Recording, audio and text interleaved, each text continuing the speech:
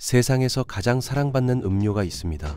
매일 전 세계에서 19억 잔이 소비되는 검은색 탄산음료죠. 하지만 이 달콤한 음료 뒤에는 누구도 말해주지 않는 어두운 진실들이 숨어 있습니다. 오늘은 코카콜라라는 거대한 제국이 어떻게 시작됐는지, 그리고 그 성공 뒤에 어떤 대가가 치러졌는지 파헤쳐 보겠습니다. 1880년대 미국에는 의료계에 대한 불신이 팽배했습니다. 사람들은 의사들을 믿지 않았고 대신 집에서 만든 민간요법을 찾기 시작했죠. 이런 상황을 틈타서 사기꾼들이 활개를 쳤습니다. 이들은 만병통치약이라며 온갖 화학물질을 섞어서 판매했는데 당시에는 규제가 없었기 때문에 아무나 의학적 효능을 주장할 수 있었거든요. 그 시절 가장 인기 있던 음료 중 하나가 빈 마리안이었습니다. 와인에 코카인을 섞어 만든 이 음료는 하루 3잔만 마시면 거의 모든 병이 낫는다고 광고됐었죠. 이 음료의 열성 애호가 중 한 명이 존 펜버튼이라는 전쟁 참전 용사였습니다. 전투에서 심각한 부상을 당한 펜버튼은 의사들이 포기할 정도로 위험한 상태였는데 극심한 고통 때문에 모르핀을 투여받았습니다. 다행히 펜버튼은 살아남았지만 심각한 모르핀 중독에 시달리게 됐습니다. 그러던 중 빈 마리아니를 발견하게 된 거죠. 이 음료를 마시면 기분이 좋아졌는데 당연히 와인과 코카인이 들어있었으니까요. 화학자이기도 했던 펜버튼은 1884년에 자신만의 버전을 만들어내기로 결심했습니다. 이렇게 프렌치 와인 코카라는 음료가 탄생했죠. 그런데 펜버튼의 타이밍은 정말 최악이었습니다. 불과 1년 후에 금주법이 시행되면서 많은 주에서 알코올이 금지됐거든요. 할 수 없이 펜버튼은 와인을 빼고 탄산수로 대체했는데 그러자 맛이 너무 써서 엄청난 양의 설탕을 넣어야 했습니다. 이때 펜버튼의 회계사인 프랭크 로빈슨이 듣기 좋은 이름을 제안했죠. 바로 코카콜라였습니다. 코카콜라 회사는 나중에 이 이름이 단순히 듣기 좋게 만든 것일 뿐 특별한 의미가 없다고 주장했습니다. 하지만 이건 명백한 거짓말이었죠. 이름은 분명히 음료의 주요 성분인 코카잎과 콜라넛에서 따온 것이었습니다. 코카잎에는 코카인이, 콜라넛에는 카페인이 들어있었거든요. 오늘날까지도 코카콜라는 자신들의 음료에 코카인이 들어있었다는 사실을 부인하고 있습니다. 1929년이 되어서야 코카인의 위험성이 알려지면서 코카잎에서 모든 활성 코카인을 제거하는 방법을 찾아냈습니다. 하지만 1880년대에는 아무도 코카인을 문제시하지 않았기 때문에 코카콜라는 계속 팔릴 수 있었죠. 유일한 문제는 사람들이 별로 사지 않는다는 것이었습니다. 펜버튼은 여전히 약효를 강조하며 광고했지만 비슷한 특허 약품들이 너무 많았거든요. 펜버튼의 건강은 점점 악화됐고 중독 증세도 심해졌습니다. 1888년 존 펜버튼이 사망했는데 그는 자신의 음료가 곧 세계에서 가장 유명한 음료 중 하나가 될 줄은 꿈에도 몰랐을 겁니다. 펜버튼이 죽기 직전 그는 회사를 야심만만한 사업가 아사 캔들러에게 $2,300에 팔았습니다. 캔들러는 즉시 다른 주주들이 가지고 있던 모든 지분을 사들이기 시작했죠. 나중에 조사 결과 캔들러가 일부 문서에 위조 서명을 했을 가능성이 제기됐습니다. 캔들러가 회사의 초기 기록들을 모두 태워버렸기 때문에 정확한 진실은 알 수 없게 됐죠. 1890년대에 완전히 코카콜라를 장악한 캔들러는 처음에는 음료가 인기가 없자 마을 전체를 코카콜라 브랜드로 도배하기 시작했습니다. 배너, 광고판, 현수막은 물론이고 심지어 헛간 벽에까지 로고를 그려넣었죠. 사람들이 어디를 가든 코카콜라 로고를 볼 수 있게 만든 겁니다. 코카콜라의 초기 마케팅 천재성 중 하나는 지역 약국들의 고객 명단을 얻어서 무료 쿠폰을 보낸 것이었습니다. 사람들에게 무료로 체험할 기회를 주면 평생 고객이 될 것이라고 생각했거든요. 특히 음료에 중독성 있는 화학물질들이 들어있었으니까요. 하지만 곧 약으로 광고하는 것보다는 누구나 즐길 수 있는 맛있고 상쾌한 음료로 포지셔닝하는 게 더 효과적이라는 걸 깨달았습니다. 이런 전략은 특허 의약품 산업과 거리를 두는 추가적인 효과도 있었습니다. 사람들이 대부분의 의약품 광고가 거짓말이라는 걸 깨닫기 시작했거든요. 코카콜라의 대대적인 마케팅 전략은 큰 성공을 거뒀고 매출이 급속히 성장하기 시작했습니다. 캔들러는 광고에 점점 더 많은 돈을 재투자했고 영화 배우와 운동선수들에게 돈을 지불해서 음료를 홍보하도록 했습니다. 코카콜라의 성공 비결은 사람들 마음속에 긍정적이고 건전한 이미지를 만드는 것이었습니다. 유명인들이 음료를 추천하게 하는 것보다 더 좋은 방법이 있을까요? 크리스마스 광고에는 항상 코카콜라를 들고 있는 산타클로스를 대거 등장시켜서 어린이들 마음속에 코카콜라와 크리스마스의 기쁨을 연결시켰습니다. 이런 마케팅 전략들이 지금은 흔해 보일 수 있지만 당시 코카콜라는 나중에 일반화된 많은 마케팅 기법들을 개척한 것이었습니다. 예를 들어 성적 매력을 이용한 광고는 요즘에는 진부할 수 있지만 코카콜라만큼 이를 적극적으로 활용한 주류 기업은 거의 없었죠. 코카콜라는 심지어 통계 부서까지 만들어서 자동차 통행량과 쇼핑센터의 유동인구를 분석해 광고를 게재할 가장 효과적인 장소를 결정했습니다. 라디오에서 텔레비전으로 새로운 기술이 등장할 때마다 코카콜라는 항상 이런 새로운 매체에 광고비를 쏟아부을 준비가 되어 있었죠. 처음에 코카콜라는 대부분 소다수 분수대에서 판매됐습니다. 이렇게 하면 코카콜라는 시럽만 유통하고 판매자가 탄산수와 섞어서 팔면 됐기 때문에 운송비와 유통비를 크게 절약할 수 있었거든요.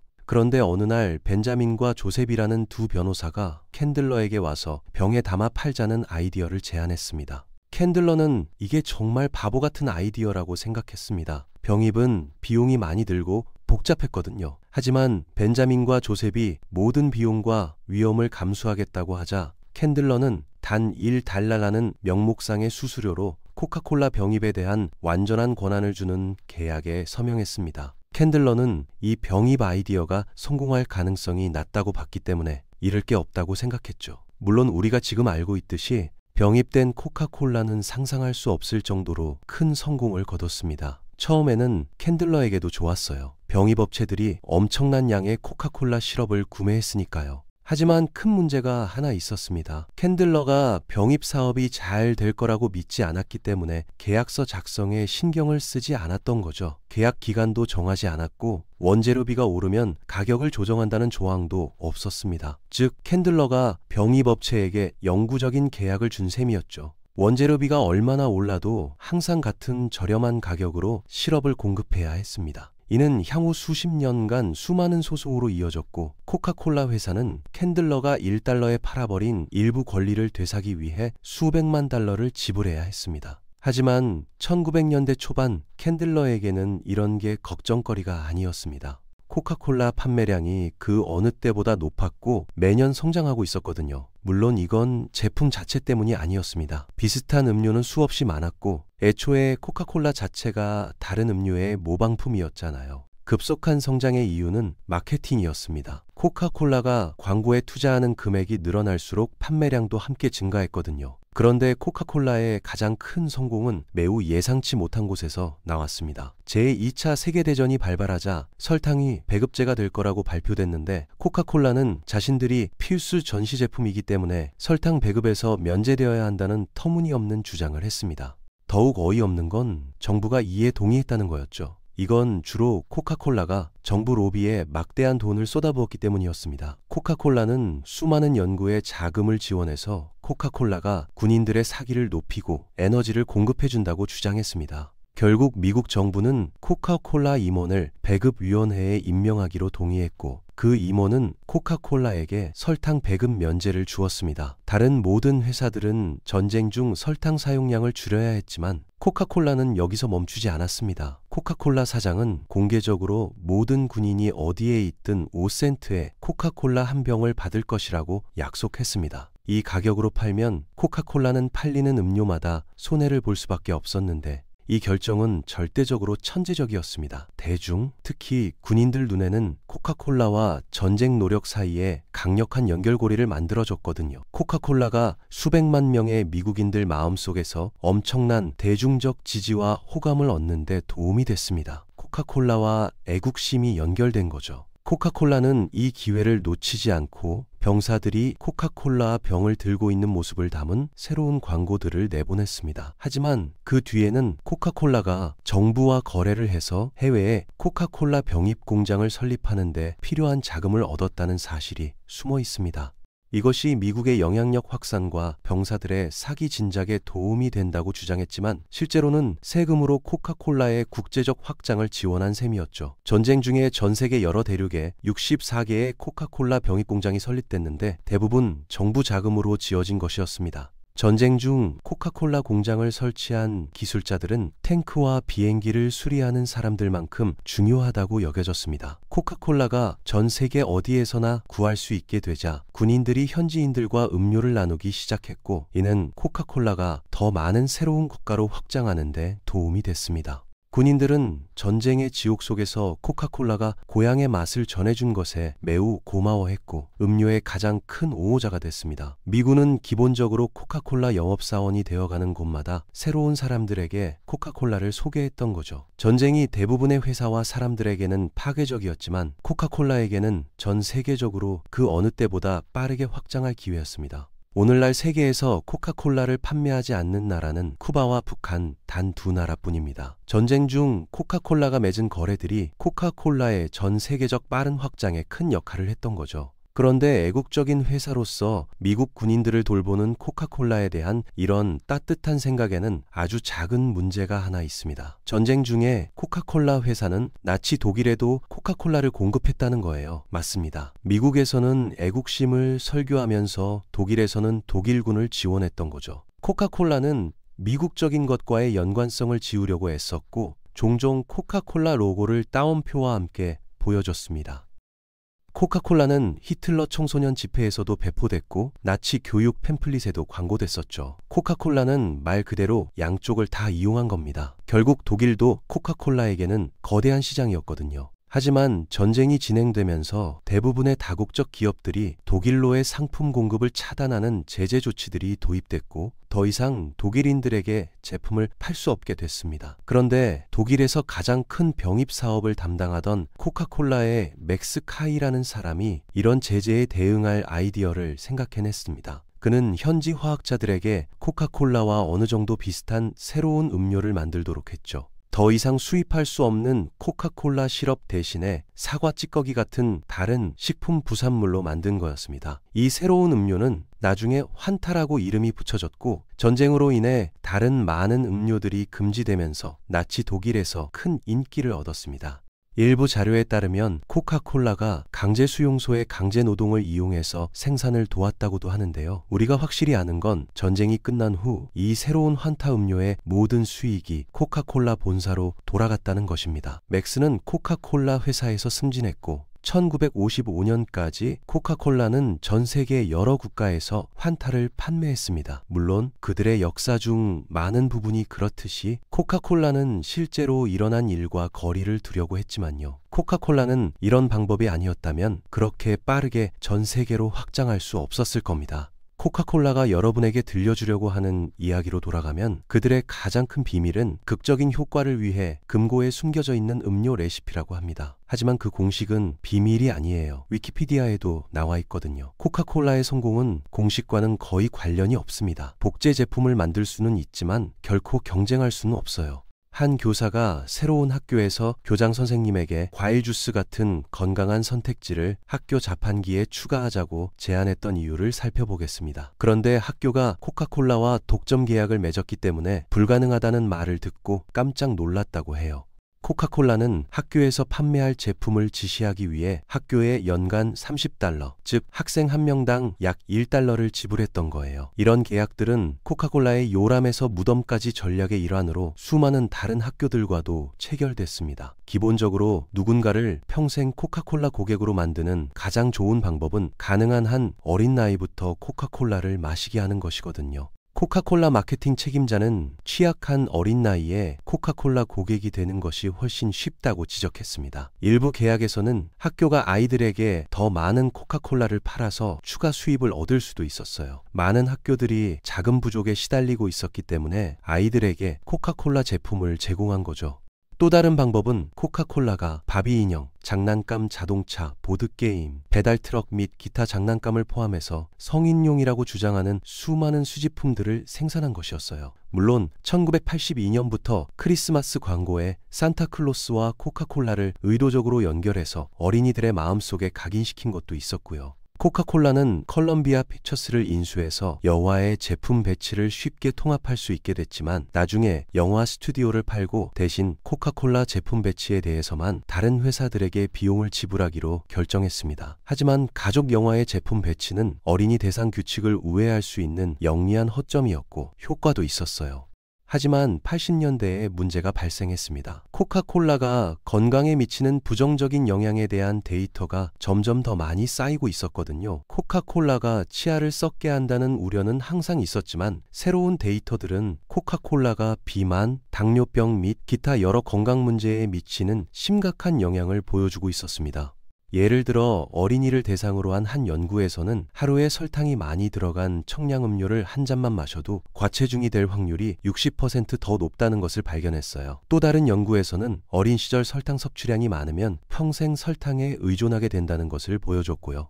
특히 코카콜라는 음료 용량을 점점 더 늘리는 전략을 적극적으로 추진하고 있었고 음료에 카페인이 들어있다는 사실도 도움이 되지 않았습니다. 코카콜라는 이것이 순전히 맛을 위한 것이라고 주장했지만 맹목적 테스트에서 사람들은 카페인이 없는 버전과 차이를 구분할 수 없었거든요. 이로 인해 일부 사람들은 코카콜라가 왜 어린이들에게 많이 팔리는 음료에 중독성 있는 카페인을 계속 첨가하는지 궁금해했습니다. 그런데 소다 업계는 담배 업계가 정책에 대해 논쟁하는 것보다 과하게 의심을 품게 하는 것이 더 쉽다는 사실을 깨달았습니다. 더 많은 연구가 필요하다고 항상 주장할 수 있었거든요. 그래서 코카콜라는 청량음료와 비만 및 당뇨병 간의 연관성에 의심을 품게 하는 연구에 수십만 달러를 쏟아부었습니다. 놀랍지 않게도 코카콜라가 비용을 지불한 연구들은 일반적으로 코카콜라가 많은 건강 문제를 일으키지 않는다고 주장했지만 누가 그 연구에 자금을 지원했는지는 언급하지 않았어요. 코카콜라는 또한 설탕세와 더 강력한 식단 지침에 반대하는 주 공무원 로비에 수백만 달러를 쏟아부었습니다. 코카콜라에 대한 특별 대우를 지지하는 특정 정치인 캠페인에 기부하기 위해 비밀리에 거래를 했다고도 합니다. 또한 뛰어난 운동 성과와 코카콜라 사이의 연관성이라는 환상을 만들기 위해 운동선수와 주요 스포츠 이벤트 후원에 수십억 달러를 계속 투자하고 있어요. 하지만 과학이 너무나 부인할 수 없을 때까지 오랫동안 버틸 수는 없었기 때문에 다른 음료로 확장하기 시작했습니다. 예를 들어 다산이라는 생수 브랜드가 있었는데 영국에 출시되자 이 값비싼 생수가 사실상 지역 수돗물에서 나온 것이라는 사실이 곧 밝혀지면서 즉시 역효과가 났습니다. 코카콜라는 어떤 종류의 정화 과정을 거쳐 물을 처리한다고 변명했지만 이는 상황을 더 악화시켰어요. 실수로 물을 오염시키는 나쁜 미네랄을 첨가해서 유통 중인 50만 개의 병이 안전 문제로 매장에서 회수되어야 했거든요. 다시 말해서 코카콜라가 건강한 음료를 생산하려다가 값비싼 오염된 수돗물을 판매한다는 비난을 받게 된 거였죠. 하지만 이것도 1999년 벨기에에서 발생한 코카콜라의 오염 문제 중 최악은 아니었습니다. 코카콜라를 마신 후 어린이들이 병에 걸리기 시작하면서 결국 모든 코카콜라 제품이 리콜됐거든요. 프랑스에서도 100명 이상이 불량 코카콜라로 인해 병에 걸렸다고 보고했고 해당 제품을 일시적으로 금지했습니다. 코카콜라의 환경 기록은 계속 악화됐습니다. 이 회사는 여러 가뭄에도 불구하고 병입 공장을 운영했고 공무원들은 코카콜라가 이용 가능한 물의 급격한 감소를 초래했다고 비난했습니다. 이 문제는 2000년에서 2006년 사이 멕시코 일부 지역에서 특히 심각했습니다. 멕시코 대통령이 이전에 코카콜라 멕시코의 사장이었던 사람이었거든요. 대통령은 당선된 후 이전 회사에 유리한 대우를 하기 시작했고 대통령 임기 동안 코카콜라에게 27개의 물 사용권을 줬습니다. 많은 사람들은 코카콜라가 물을 오염시키고 원주민이 소유한 물을 훔칠 수 있도록 허용했다고 주장해요. 한편 브라질에서는 코카콜라가 외부 온도에 따라 코카콜라 가격을 인상하는 새로운 유형의 자동 판매기를 출시했습니다. 또한 매출 수치를 더욱 높이고 투자자를 속이기 위한 것도 있었어요. 코카콜라는 분기 말에 유통업체가 필요 이상으로 시럽을 사도록 강요하는 채널 스토핑을 통해 코카콜라의 이익을 실제보다 좋게 보이게 했습니다. 하지만 2003년 킬러 코카콜라를 막자라는 캠페인이 시작되면서 코카콜라에 대한 반발이 최고조에 달했습니다. 현재 코카콜라는 이 사실과 정확한 진실을 부인하고 있습니다. 불분명하지만 우리가 아는 것은 1989년 이후 콜롬비아의 코카콜라 병입 공장에서 일하는 수많은 노조원들이 살해당했고 더 많은 사람들이 살해 위협을 받았다는 것이에요. 사실 2001년에 국제노동권익기금은 코카콜라 버틀러를 상대로 소송을 제기했습니다. 그들은 라틴 아메리카에서 노조 임원들을 협박, 고문, 납치, 심지어 살해하기 위해 공개적으로 죽음의 부대를 동원했다고 주장했거든요. 몇 년 후 과테말라 노동자들이 또 다른 소송을 제기했어요. 그들은 노동자들이 노조에 가입하기로 결정한 후 그들과 그들의 가족이 폭력의 희생자가 됐다고 주장했습니다. 그들이 노조에 가입하고 싶었던 이유는 일부 노동자들이 15시간 교대로 하루에 $15만 벌었기 때문이었어요. 하지만 다시 노조 지도자와 그들의 가족에 대한 납치, 고문, 살인 혐의가 있었습니다. 지금 코카콜라는 과테말라 공장이 독립적으로 소유됐고 코카콜라는 이런 사건에 대해 전혀 몰랐으며 코카콜라가 정말로 진실을 말하고 있을 수 있다고 주장해요. 그들이 실제로 공모했는지 또는 알고 있었는지는 알 수 없습니다. 직접적이든 간접적이든 이익을 얻었든 어느 쪽이든 노조는 공격과 위협으로 파괴됐고 라틴 아메리카 일부 지역에서는 코카콜라가 죽음의 콜라로 불렸습니다. 우리가 확실히 아는 것은 코카콜라의 과거를 더 깊이 들여다볼수록 그들이 보여주려고 하는 건전한 이미지가 더 많이 훼손된다는 것이에요. 하지만 우리 모두가 갈퀴를 꺼내기 전에 저는 그렇게 오랜 역사를 가진 거대 기업을 살펴보면 과거에 윤리적 재앙이 있었을 가능성이 높다는 것을 인정하는 것이 중요하다고 생각해요. 그것은 변명이 아니라 사업이 잔인하다는 것을 상기시키는 거죠. 코카콜라에 대한 동일한 비판 중 많은 부분이 경쟁사에도 적용되며 물론 코카콜라도 세상에 많은 좋은 일을 했습니다. 우리는 이야기의 한 측면에서만 결론을 내릴 수 없어요. 아이러니한 것은 코카콜라가 받은 최악의 언론 보도 중 일부가 이런 도덕적 또는 법적 문제와는 아무런 관련이 없었다는 거예요. 코카콜라의 가장 큰 반발은 음료의 맛을 바꾼 데서 비롯됐습니다. 코카콜라 회사는 1933년에 단 $50,000의 펩시 사업을 인수할 기회를 여러 번 제안받았지만 코카콜라는 이를 거부했어요. 코카콜라는 펩시가 광고에서 콜라라는 단어를 사용했다며 고소를 시도했습니다. 코카콜라의 제품을 표절하려 한다고 주장했거든요. 펩시가 코카콜라가 독점을 구축하기 위해 반경쟁적 전술을 사용하고 있다고 반박하자 법원은 이에 동의하고 콜라는 누구나 사용할 수 있는 일반적인 용어라고 판결했습니다. 하지만 코카콜라가 펩시를 인수할 기회를 놓친 이후 그들은 펩시와 지속적인 마케팅 전쟁에 갇히게 됐어요. 코카콜라와 펩시는 모두 가격을 낮추고 할인을 제공하여 서로 경쟁하려고 했지만 곧 이것이 서로에게 해를 끼친다는 것을 깨달았습니다. 비밀스러운 거래를 했는지 여부는 알 수 없지만 곧 그들은 둘 다 정상 가격으로 돌아가 대신 광고로 경쟁을 시도했어요.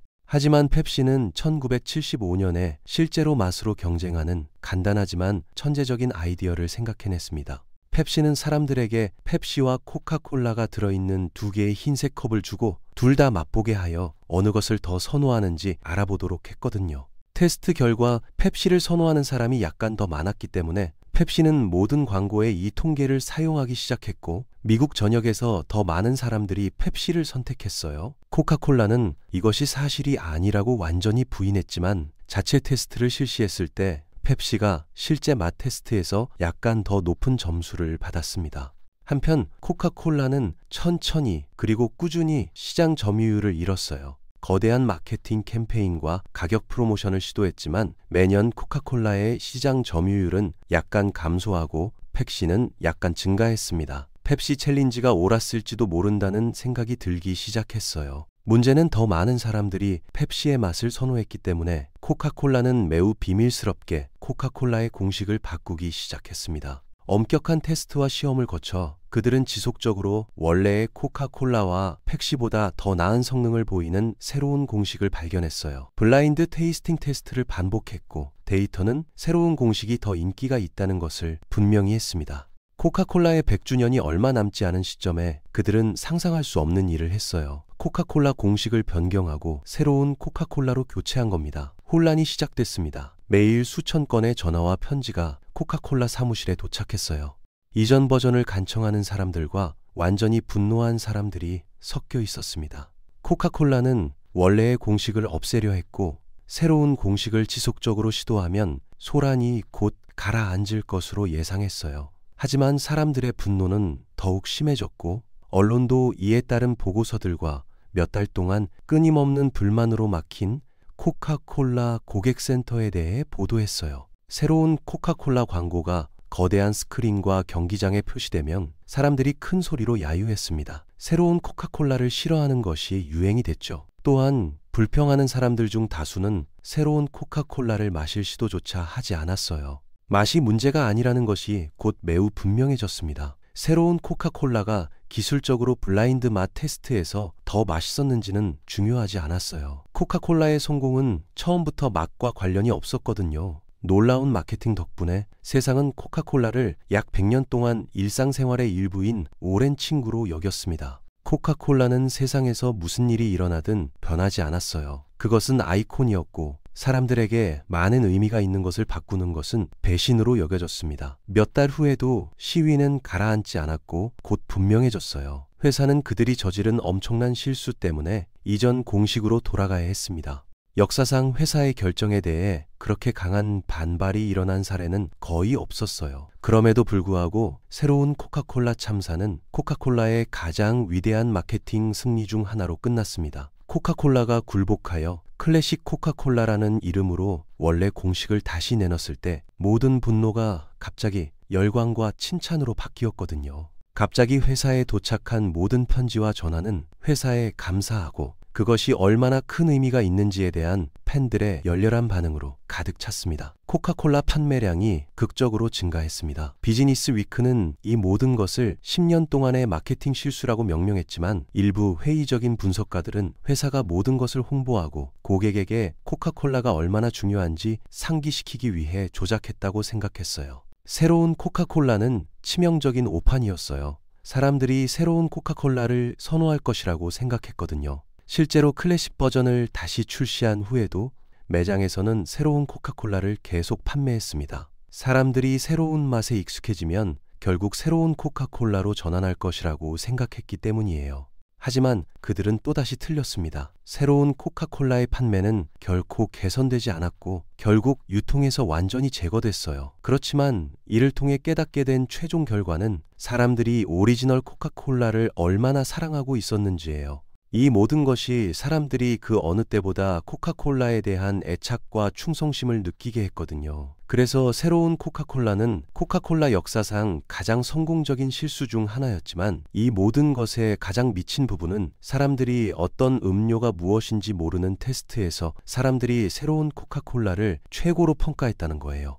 그리고 펩시를 두 번째로, 오리지널 코카콜라를 세 번째로 평가했음에도 불구하고 압도적으로 많은 고객이 오리지널 코카콜라를 원한다고 결정하고 맛이 가장 덜한 음료를 원한다는 것이 입증됐다는 거예요. 이것이 코카콜라 마케팅이 바랄 수 있는 가장 큰 칭찬입니다. 사람들의 마음속에 만들어진 코카콜라의 이미지는 너무 강력해서 여러 면에서 맛의 논리나 데이터를 무시하거든요. 코카콜라는 여전히 수년 전 특허 의약품 산업이 사용했던 것과 같은 원칙으로 운영되고 있었어요. 제품이 실제로 무엇인지가 아니라 고객이 제품이 무엇이라고 생각하는 것이 중요한 거죠. 제품이 무엇을 나타내는지가 중요하며 이것이 코카콜라가 매년 수십억 달러를 광고에 계속 지출하는 이유입니다. 전 세계 인구의 약 94%가 이미 코카콜라 로고를 알고 있고 매일 20억 잔 이상의 코카콜라가 마셔지고 있음에도 불구하고 코카콜라는 끊임없이 강화되어야 하는 이미지를 기반으로 구축됐거든요. 물론 여러분은 코카콜라가 어린이 건강에 미치는 파괴적인 영향, 정부에 대한 로비 활동, 그리고 그들이 덮어두려고 했던 수많은 논란에 대해 들었을 것입니다. 하지만 그것이 실제로 차이를 만들었을까요? 궁극적으로 코카콜라는 설탕물을 판매하려고 한 적이 없고 좋은 시간, 친구, 가족, 행복한 추억을 판매합니다. 코카콜라는 오랜 친구로 자리 잡았고 결국 우리는 계속해서 마시고 있으니까요. 오늘 영상이 도움이 되셨다면 더 깊은 부의 전략을 함께 탐구할 구독자로 남아주세요. 웰스토피아와 함께 당신의 부의 여정을 시작하세요.